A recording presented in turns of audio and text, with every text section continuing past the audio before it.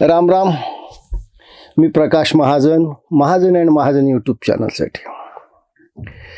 सुरुवातीला आपल्याला एक पोस्टर मला दाखवण्याची खूप इच्छा झाली.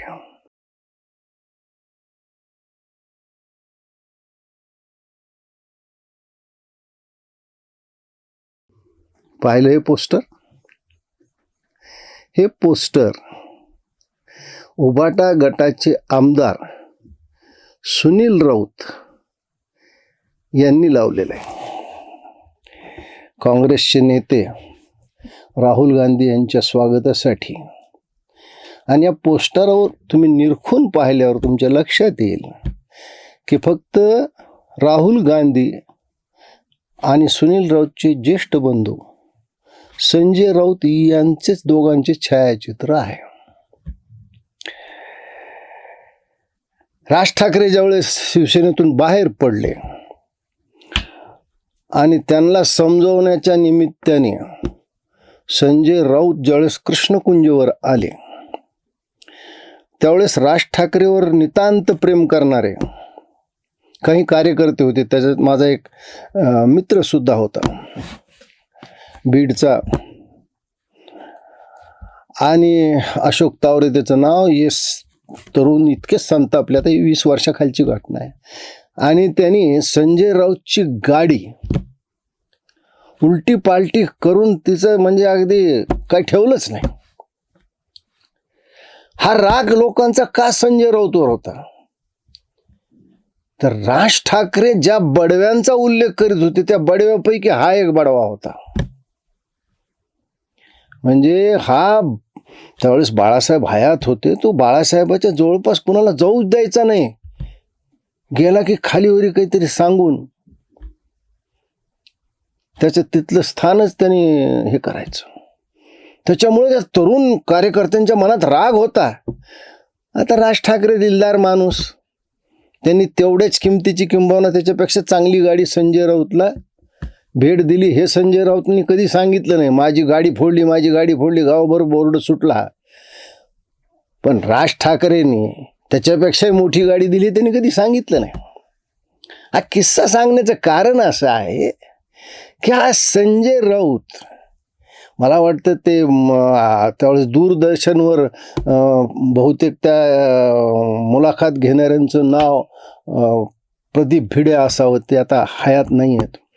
त्यांनी ज्यावेळेस या संजय राऊतची मुलाखत घेतली होती त्या मुलाखतीत संजय राऊतला त्यांनी विचारलं की तुम्ही शिवसेनेत जाणार आहेत का? तर त्यांनी असं म्हणलं त्या गटारीत, हे त्याचं वाक्य, त्या साम्य धर्म असलेलं वाक्य की म्हणजे त्या घाणीत मी कशाला जाऊ. नंतर हा शिवसेनेत गेला आणि हळूहळू त्याच्या कुटील कारस्थानाने बुद्धीनं त्यांनी बाळासाहेबाजवळ आणि पर्यायाने उद्धव ठाकरेजवळ एक स्थान निर्माण केलं. मग कुणाचे स्थान कधीही तो डळमळीत करू शकत होता. मला असं वाटतं की 2019ची महायुतीतून उद्धव ठाकरेला बाजूला काढण्यात या संजय राऊतचा फार मोठा हात. कारण संजय राऊतला युतीमध्ये काहीच हाताला लागत नव्हतं. न वर केंद्रात मंत्री होऊ शकत होता तो, न खाली काही राज्यात त्याच्या भावाला मिळत होतं. आणि खरं म्हणजे हा आतून शरद पवारांचा समर्थक आहे.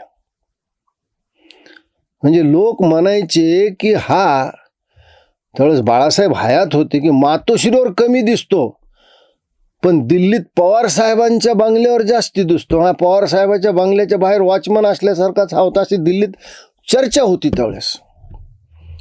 आणि अगदी म्हणजे शिवसेनेतला ना आता उबाटा गटातला हा शरद पवारचा नौकर, पगार फक्त मातोश्रीचा घ्यायचा.